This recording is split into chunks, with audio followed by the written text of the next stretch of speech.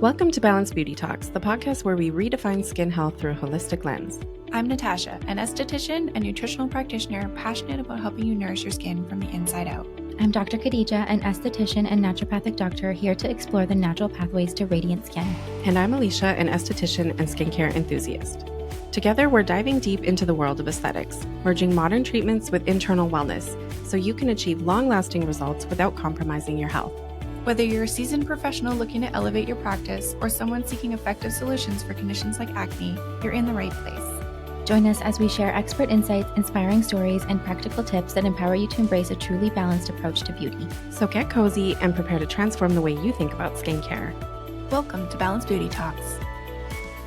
Please note that the information provided in this podcast is intended for educational and informational purposes only. It is not a substitute for professional medical advice, diagnosis, or treatment.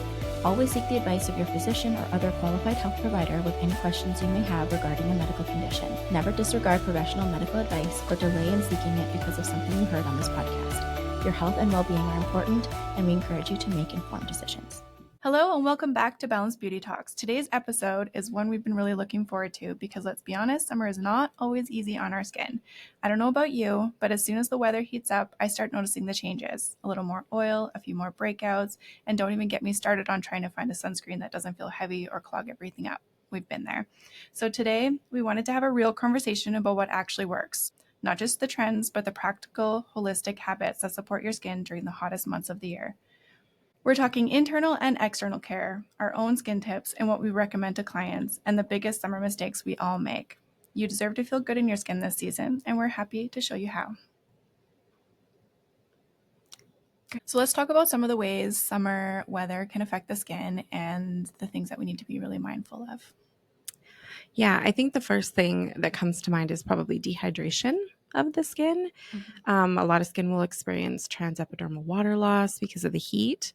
So really important to keep in mind is staying hydrated, not just internally, but also externally. So especially if you're more oily prone or oily skin or acne prone, the thought is like, oh, it's summer, I'm sweating, it's hot, I don't want to wear a heavy moisturizer. So a lot of times that does mean adjusting the moisturizer that you're using from winter to summer.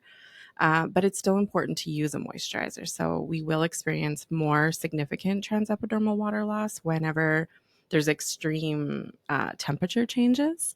So externally, we have to protect the barrier. So that looks like things like hyaluronic acid, which is a humectant, bonds itself to water and helps keep and maintain the hydration levels in the skin. It's like a drink of water for the skin. So think about it that way. So just like our body needs a little bit more water, so does our skin. So dehydration, first and foremost. Heat in general just will increase inflammation. And so if you're dealing with inflammatory skin conditions, that can be really, a trigger or something that can really exacerbate those conditions. Sweat can also really increase bacteria growth. So we really want to be mindful of that. Yep. And on the internal side, obviously the summer is a season of heat. And so any internal condition that is triggered by heat or any inflammation can really spike in the summer. So it's important to kind of like what we do in terms of Chinese medicine, for example, we talk a lot about energetics with like cooling foods versus warming foods. So the summer is a really good time to be mindful of the heat that can build in the body. And that's why things like being really thirsty or sweating more or night sweats, headaches, things like that can be really triggered with the summer heat. So bringing in more cooling things into the diet and just in life in general is really important, I think. Okay, so let's talk a little bit about specific skin conditions that are exacerbated or triggered in the summertime. Maybe we start with acne. Yeah. So, with acne, because you're sweating more and there's that increase in oil production, acne can definitely be triggered in the summer. And I think that's why it's important to make some changes in the skincare routine or treatments with acne. But it does really depend on the type of acne, whether or not it'll be triggered. Because in some cases, I find that people's acne can improve in the summer because, especially when you live somewhere like this where it's dry, when we get that extra humidity, it can be helpful for people's skin whose acne is triggered by the dryness. Also, a lot of times people's acne can be really supported with higher vitamin D levels. So that might signify that they've been deficient in vitamin D. So totally. That's something to keep in mind too. Yeah. Yeah, and fungal acne, I think we see a rise in particularly fungal acne with the increase in the humidity and then the heat. That's like a perfect storm for fungal acne. You're sweating a little bit more. So that's when you might need to be a little bit more aware of some of the actives that you're using, increasing your use of salicylic, or the dermaclear pads are really great for summertime. Yeah. If you suffer from fungal acne, the Hail Derma, it's antifungal, antibacterial, antimicrobial. So really helpful for fungal acne in the summer, and just calming and cooling, and helps with like some of the itchiness and the discomfort around acne too. Yeah. So What about melasma? Let's talk melasma. yeah, melasma, definitely. I mean, even if you're really great and diligent with your SPF, it's triggered by heat. So not necessarily just UV triggers. So in that case, for sure, you want to make sure that you're using your pigmentation serums that are preventative. They're blocking the melanocytes from rising to the surface while decreasing the visible pigmentation that we can see on the skin. So that's where something like that would be really important. Yeah. Along with your SPF every day. So yeah, you kind of have to take it one step further. Totally. And with SPF with melasma, one of the better options is a mineral-based SPF because it's creating that physical block. Chemical SPFs, when the sun, when it's applied to your skin, it's actually absorbed in your skin. So the sun hits your skin, it's absorbed in the skin, and then it's converted to heat. So because melasma is triggered by heat, a chemical sunscreen hypothetically could actually increase the problem. So we really want to create that physical barrier on the surface with a zinc sunscreen or medical. Yeah, zinc or titanium to just really deflect the UV rays versus absorbing and creating more of that heat transfer in the skin. Yeah. Yeah, totally. Yeah. And something else I talk about with melasma clients is, like you said, keeping like the heat is a huge trigger for melasma. So if you're someone with melasma and you're outside a lot, you know, those little fans that kind of like sit around your neck, those are actually, I mean, they're kind of crazy looking, but they're helpful to keep you cool. Or just getting like an ice roller to use like in between being outside or at nighttime to just cool down the skin. And then especially like people get pigmentation on the cheeks, you should be reapplying your sunscreen everywhere. But that's where something like those blush sticks, the Color Science SPF that you apply as blush, you can just reapply those on the highest points of your cheeks because that's what's getting the most exposure. So I feel like that's really helpful for people with melasma. Totally. That's a good tip. I like the cold globes. That's a lot of people get them in like little subscription boxes or Amazon or in gift baskets, and they don't really know what to do with them. That's a good place to put them into a routine. It's just like if you do suffer from, or even if you're going through like, you know, perimenopause and you're just having those hot flashes, like those could probably be a really great tool to just decreasing, because we also know that melasma is triggered by hormones. So through those hormonal changes, like that could be a good way to keep the skin cool. Yeah. And actually one more thing on the SPF that I should have mentioned, it's really great for melasma clients to use a tinted SPF because it's also triggered just by physical light. And so when you have an actual physical color or barrier that protects the skin, you're going to see a better protection against it too. So yeah, I'll add one more thing in too. I know I did say using a pigmentation serum on the skin is super important with melasma in the summer. Also, the vitamin C in a pigmentation serum increases the efficacy of your SPF too. So also important. So yeah. Okay, let's bust some myths. Some of the most common myths would be I don't need SPF when it's cloudy. My acne clears up in the summer, which there's a few different things to consider there. And then oily skin doesn't need moisturizer. Those are, I would say, the three most common things that we hear in the summer from clients. So we are going to talk about those. Yeah. Well, SPF on the days when it's cloudy, I'll take that on. 80% of those rays are not being filtered through cloudy days. So you still have full exposure. When we look at somewhere even like Calgary where we have a lot of snow, you look at the reflective properties of the snow as well. So SPF is something, whether you have melasma or hyperpigmentation or not, that you need to be using every day of the year, 365 days a year, because it can look really cloudy outside, but there's been those days where things look cloudy and you don't put on enough SPF even on your body. And you're like, how did I get a burn or a tan today? Like it was so cloudy. It's because 80% of those rays are coming through still. So, and it's not just about not burning. It's the photo damage and the breakdown of collagen and everything. So, the degradation of the collagen. Mm-hmm. We don't want to age faster. No. So SPF every day, non-negotiable. The fountain of youth. So a lot of clients who talk about their skin clearing up in the summer months when they have acne. Do you guys want to touch on that a little bit?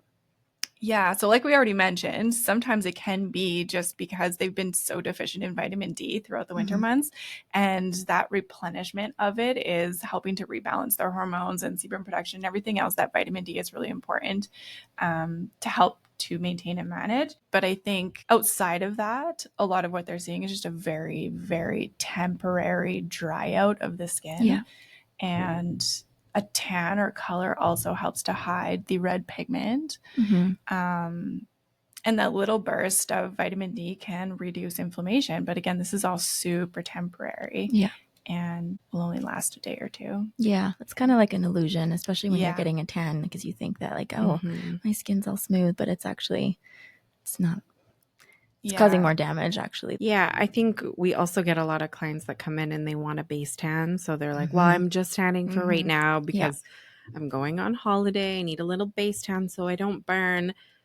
I've probably mentioned this a few times, but I'm going to say it again. A base tan is an SPF 6. So that's a myth. I hope this is the last time I say it. I know it won't be. So your base tan is an SPF 6. It's not a thing. It's not preventing you. It's just a physical sign of damaged skin cells. Yeah. That's what you're doing. You're just damaging your skin cells. So yeah, SPF 6.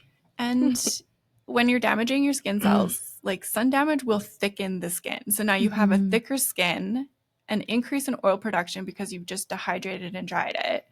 And you're more prone to clogged pores. So you're just giving yourself a long-term, what's the word?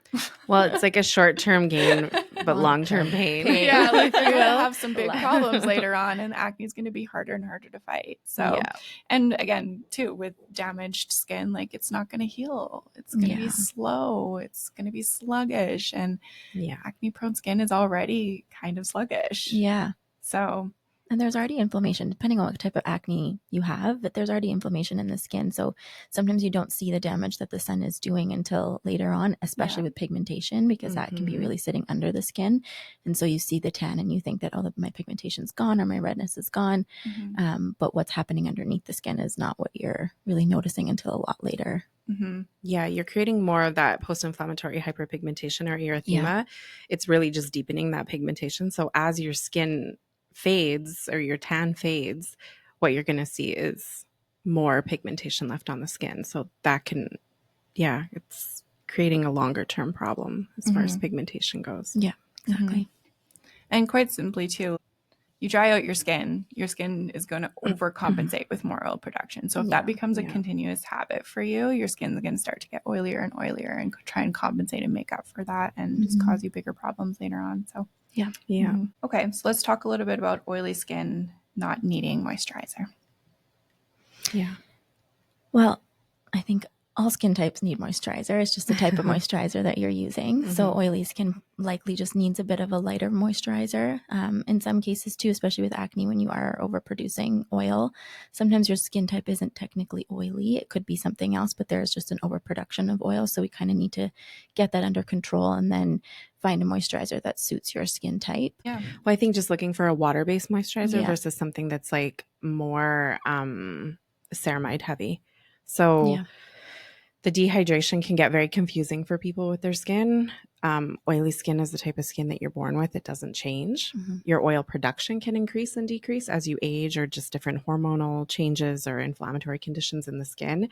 But dehydration, that's a skin condition that can happen to any skin type. So that's a lack of water. So when we look at dehydration, that can happen to oily skin. That can happen to dry skin. It looks different to us from a professional standpoint when we're looking at your skin, but to the average person, that can feel really confusing. Like, why am I breaking out? But I'm so dry. They think they're dry. So you're adding more and more and heavier moisturizers. Or I'm using this oil at night. It's great. I'm so dry and I don't know why I'm breaking out. Well, that's probably why. So yeah, looking for things that are more water-based and you're actually giving your skin water, which will then slow down that oil production sometimes if your skin is overcompensating by producing too much oil. I think the serum that you use underneath can be really impactful and make the difference too. Like you can go very, very, very light on the moisturizer if you have a really good serum that's going to pull that water in. And we just want to really make a healthy barrier. A healthy barrier means happy skin, less oil, better fight against bacteria. Less redness, inflammation, post-inflammatory. You'll heal faster. Yeah. So it's important to keep the hydration in the barrier and avoid and prevent transepidermal water loss to keep that barrier structure healthy so that, if you do have acne, everything is healing a little bit quicker, less pigmentation after, and less chance, like you said, of that bacteria entering topically into the skin. Yeah. Okay. What do you think is one of the biggest mistakes people make with their skin in the summer? Let's go around the table. I was just going to say, like, not exfoliating sometimes enough in the summer, just because you do have that, you're sweating more, there might be more production of oil. You don't want to overdo it either. But I find personally for my skin, making sure I'm exfoliating enough and just kind of removing that layer of sweat and dirt is really helpful to keep the skin clear. And then, everything else that you're putting on also goes on a lot better. Yeah. Go ahead. I'm just going to give a little bit more of a nutrition point of view. So I would say in the summer, nutrition kind of goes out the window. We are really inspired in the spring, and then summer hits and people are more social. We're on patios. And while that's all okay, because balance, that's definitely one part that can get lost. We forget to drink water. We get carried away with the fun cocktails. And we fall off our supplement regime. Everything just kind of like falls off the wagon a little bit. So I would say that's maybe one of the bigger mistakes that I see a lot of people making, and we're kind of starting from scratch again come fall. So if there's a way to find a balance that works for you, it's going to be beneficial. For me, I would say probably not reapplying your SPF every few hours, which we brought in a third line that is strictly an SPF line to help with our clients who are hikers, love to be outside, love to be at the lake, travel a lot. Reapplying an SPF, especially if you have oilier skin or acne prone skin, doesn't feel great, especially if it's a physical SPF. They're meant to be like a barrier on the skin that kind of blocks the UV rays. They're the last thing you're applying to the skin before you wear makeup, if you do wear makeup. So we brought in a line called Color Science, which I think is fantastic for reapplying. They have a brush on zinc SPF, which is an SPF 50, so really nice and high. It's tinted, which is really nice. It gives you a nice glow, and it makes reapplying your SPF very easy. So putting on that cream SPF, especially if you have makeup on, like it's not ideal. Let's be honest. And Canada is really strict about our SPFs and what they allow into the country. So in the United States, they have some really nice, easy options with like an actual mist on SPF that is not a chemical SPF, but just zinc. So that makes it really simple and easy, but we don't have those in Canada yet. So this brush on SPF is fantastic. It's it's a 50, but it's water resistant and sweat proof for 80 minutes, which is great. So if you hike, and especially, I think a big complaint we were hearing is like, well, I'm outside hiking, my hands are dirty, I'm gardening, I don't want to touch my face. Now, all of this pigmentation that we've worked so hard on the other 9 months of the year is all returning in the summer, and we've taken big, giant steps in the wrong direction. So the brush on SPF makes it really easy to reapply. It gives you a nice glow. They even make, like Khadijah was saying, blush products that you can actually they're kind of like a 3-in-1 actually. You can use them as a lip color. You can use them as an eyeshadow color. They have this little I don't know if it's like a mica pigment in it that gives you like a nice little like shimmer without being like sparkly. So they're really pretty. They come in a few shades. They have lip balms. So great. We don't think about the collagen degradation on the eyelids and the lips, but one of the things I really noticed when I did my skin scan was my eyes and my lips. And I have cute sunglasses, but clearly they were not filtering all of the UV rays because my eyelids were covered. And those are areas that age very quickly. And those are areas that in our treatment rooms, we hear time and time again: the neck, the eyes, the lips.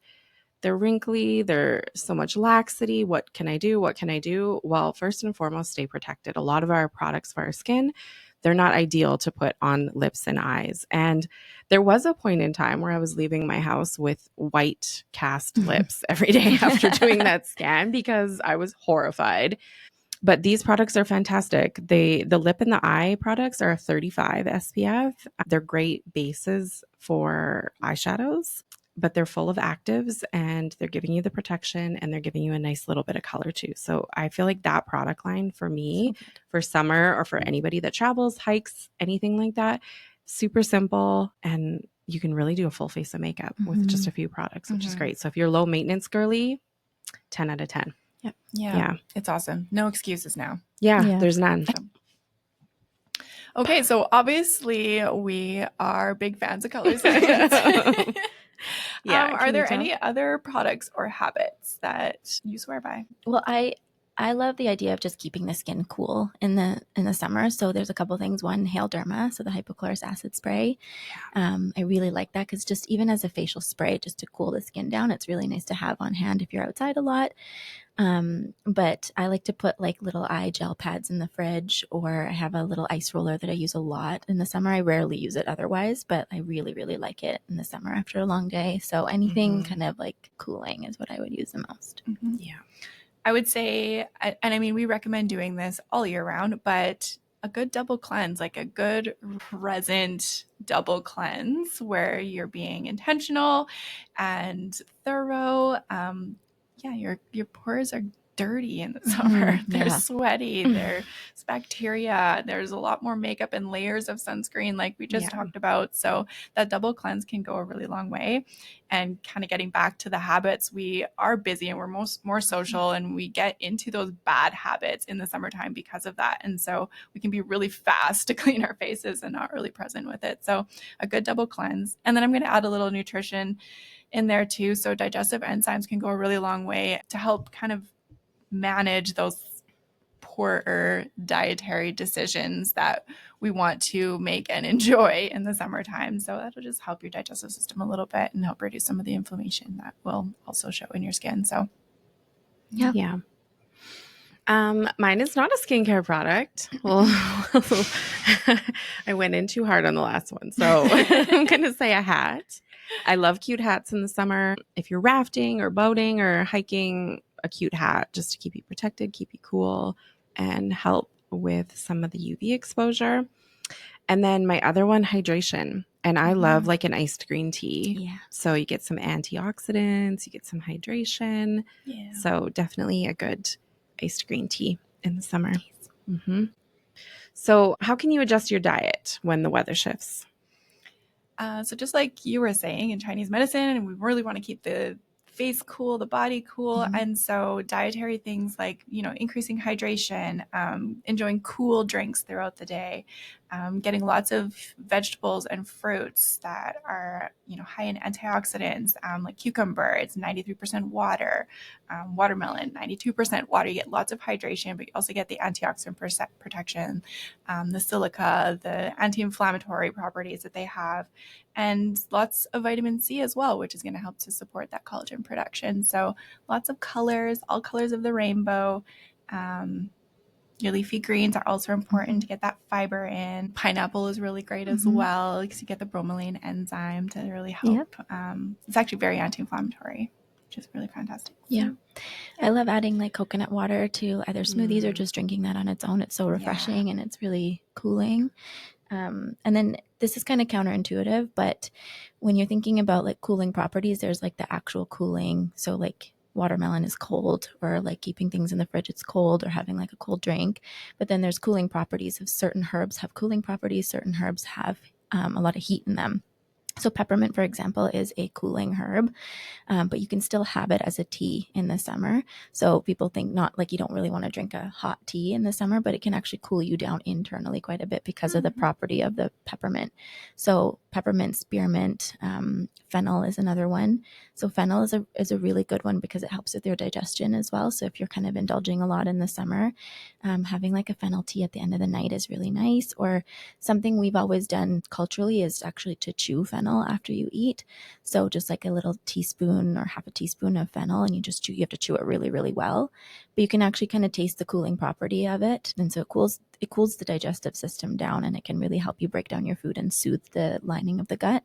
So that's just like a nice little summer tip you can do. Cool.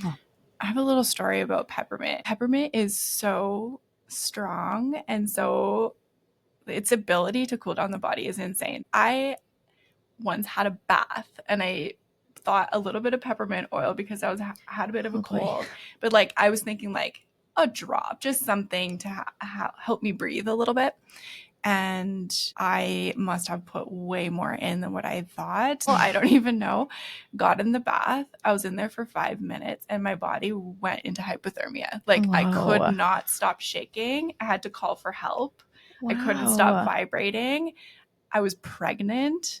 So even scarier. So I was crying and emotional. Oh my God. I could not believe the power of peppermint. Yeah. I had to and we couldn't get it off my skin. I was in the shower, so then we had to use coconut oil to as something to really get that oily stuff off, and it was wild. Yeah, it's crazy to think of how strong those properties are, and that's like often why we use them as medicine in that way. You really want to match it to people's symptoms when you're choosing certain herbs. Like ginger is a very warming. We know that's very warming. So for certain conditions, even with acne, it may not, even though it helps your digestion, it may not be the right fit for someone if there's a lot of heat in the body. So yeah, peppermint is very powerful for sure. Yeah. Wow. Very cool. So what about some just general lifestyle habits that we could encourage during the summer months to help minimize the exposure? Well, yeah, again, I would say hat for sure when you're outside walking, and then just maybe not being outside if you can help it during those peak hours, like 10 a.m.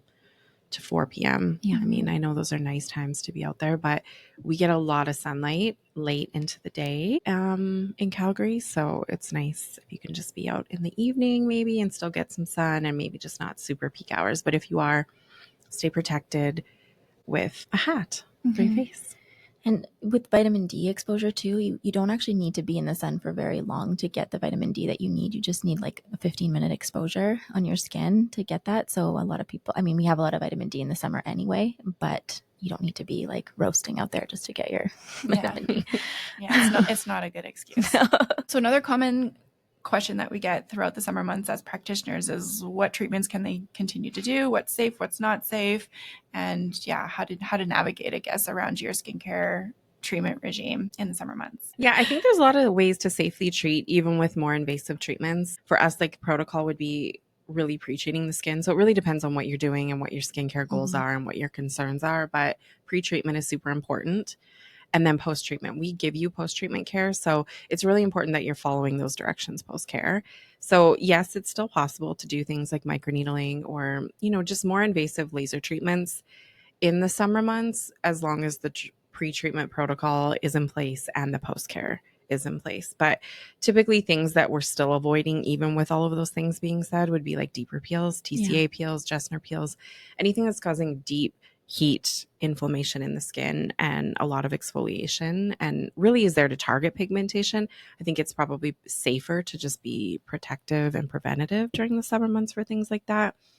And then I would say deep laser resurfacing too, just because of the risk of post-inflammatory pigmentation being so high. So those are things that I would probably avoid, but there's still things that we can do to manage, even things like IPL, as long as your pre and post treatment is in place. So, And like, what's your lifestyle, right? Like, are you outside a lot? Are you in the office all the time? Do you like the outdoors? Some people really hate it and just don't do it, right? So it really depends on the person too. Yeah. Are you using appropriate products? Have you, are you great with your SPF, or are you kind of okay? Are you reapplying? Are you not? So you have to be like honest about where you're at, and then we can help you kind of, Yeah.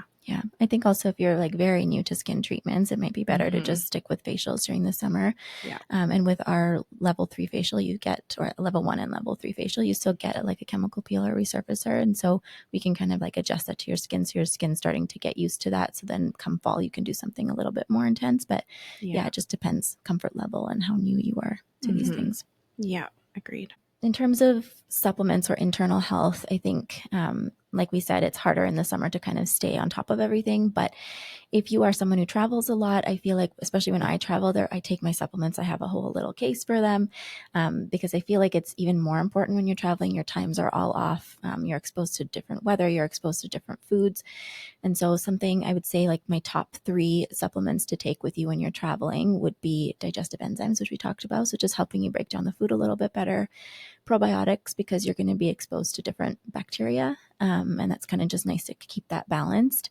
There's a specific travel probiotic that I love putting people on if they're traveling. It's by Genestra. They have one. That's a really great one. It's just a little box, and you probably use it while you're traveling. And then you can use it before and after you travel. To kind of balance things out. And then magnesium, which we've talked about a lot, but that's just kind of a nice one to regulate the nervous system, especially if you're in a different time zone. You can kind of use that on the plane or before you sleep, just to also keep like bowel movements regular, keep like your muscles feeling good, everything kind of calm. Nice. I love those. Yeah. So let's talk about our holy grail products, each of our own favorites. You want to go first? Sure. I really love, like I talked about a little bit about exfoliation before. I really love Bright and Clear by Illumier. So it's kind of like a toner, but it's not really a toner. I think a lot of clients love it because if they've been using a toner before, this kind of has the same texture, but it's actually an exfoliator. So it has mostly lactic acid in it, and it has a little bit of salicylic acid. And so I like that because you just pump it out on little pads and you can kind of wipe your face with it really gently. So it gives you the exfoliation, but in the summer, especially because when you use that pad and you look at it, you will see how much it collects. Like it can get a lot off. So I really like that. It has a little bit of vitamin C in it too. So it's giving you that antioxidant protection and that brightening. So I feel like that's the one I'm really like diligent with in the summer. Yeah. It's also really good for your underarms too. Yeah, that's true. Yep. So if you're a sweater and your deodorant is just, you're applying a lot of deodorant, it's really good for underarms or even between laser hair removal appointments. Yeah, if you're prone to ingrowns. So you can really double down with that product. It's a good one. I really love the Dermaclear pads. I like them because they're going to exfoliate. I can use them on my body. I can use them on my face. I am more prone to acne on my chest and back throughout the summer months because of that sweating. So those really help to keep things in check. They're also great for teenagers and throughout their sports throughout the summer. Like they get really sweaty and really yucky. And those are great, like on the go, put it in your bag type of product that you can use anywhere. So absolutely love those in the summer months for just kind of keeping things unclogged and clear. Yeah. Mine is probably anything antioxidizing. So plethora of products, not anything specific necessarily. I think if we're having a particularly smoky summer where we're experiencing a lot of forest fires, I love the Illumier AGE. It's like packed full of antioxidants. And what that will do is sort of act like a screen door and filter out the oxidative stress from the skin.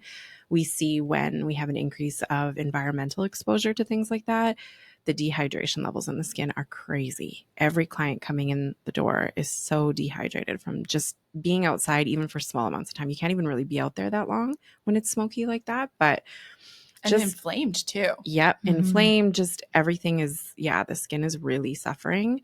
So I love powerful antioxidants, vitamin C serums that will help again with just tyrosinase inhibitors, but anything that has powerful antioxidants in the summer just to offset oxidative stress. Yeah. And obviously color science. Yeah. We love color science. If you didn't get it the first time, color science. Not sponsored. I had to switch it up. Yeah, not sponsored. We would like it to believe be. it or not. And if you're not a fan of makeup but want a tiny bit of tint to kind of offset the white cast that often zinc sunscreens have, like, there's a lot of beautiful sunscreens out there. DermaQuest has one called Sheer Zinc. There's 3 different shades. It's beautiful. It's just a really, really light, I can't even say coverage. It just kind of creates more of an even tone to the skin. And like I said, eliminate that white cast. So that's my go-to every day. And then for reapplication, that's where I love the color science. Yeah. I always have that on my skin. I love the DermaQuest one just because it's a nice kind of dewy finish. It gives you like a little bit of a glow. So it's not too mattifying and just gives you a tiny bit of color. So day off of work, that's what I'm wearing on my skin. Yeah. just keeping the pigment even, keeping the skin tone even without being too heavy. Yeah. Yeah. When I went to Mexico last summer, I took so many sunscreen. I think I had about 8 different sunscreens. Literally me. Right? Yeah. Because they all have a different use, and then you're tanning, so you kind of need like 2 different shades. Totally. So I love, like, the sheer zinc one was great for the beginning, and then I had to switch to the tan Color Science Flex one. Tan, girl. Yeah, because we got darker. Nice. And then the lips, I could never. and then the under eye. You have to have everything. So Yeah. Nice. No, it's so good. And even if you have a lot of tattoos too, that's where I love the brush on one, because it makes it really simple to just like do your arms really quickly, or your hands while you drive, because hands. Yeah. The tops of my shoulders. Yeah. Like they always need reapplication. Yeah. The brush on is really nice for that too. I put it on my shoulders. Yeah, and I think too, like when we look at things like humidity and we're moving out of this dry climate and we're traveling, the fact that it's waterproof and sweatproof for 80 minutes, that really helps in like more humid climates too. So yeah, big fan. Okay, well, that's it for this episode. Thanks for listening. We're going to jump into our Ask an SD segment. What is today's question? Today's question is, how often should I get a facial? The answer to that is depends. But just as a general rule of thumb, the skin is turning over every 4 to 6 weeks. So if you're trying to upkeep and manage what work we've done in the treatment room, every 4 to 6 weeks is ideal. If you're trying to get on top of something, maybe not a full facial, but some form of a treatment, you can even do as soon as bi-weekly, nothing sooner than that. But 2 to 3 weeks, if you're just starting to treat acne, we're trying to get on top of it and get it under control, is ideal. But yeah, if we're looking at maintenance and we're looking at upkeeping what we've been working on, every 4 to 6 weeks is ideal. Yeah. And I mean, facials are very customizable, so we can always change up what we're doing. We can change up the frequency if we need to, but I like the 4 to 6 weeks as well. And you can go from a level 3 to a level 2 or a level 1 and but as long as you're doing something, like you said, we can customize it, and we need to do a little less exfoliation, but just more hydration. Focus on that. Or if you look like you've had a lot of sun exposure and we need to cool down and rehydrate and rebalance your skin again, we can do that too. So, all right, guys. Perfect. Well, thanks for listening, and we'll see you at the next episode.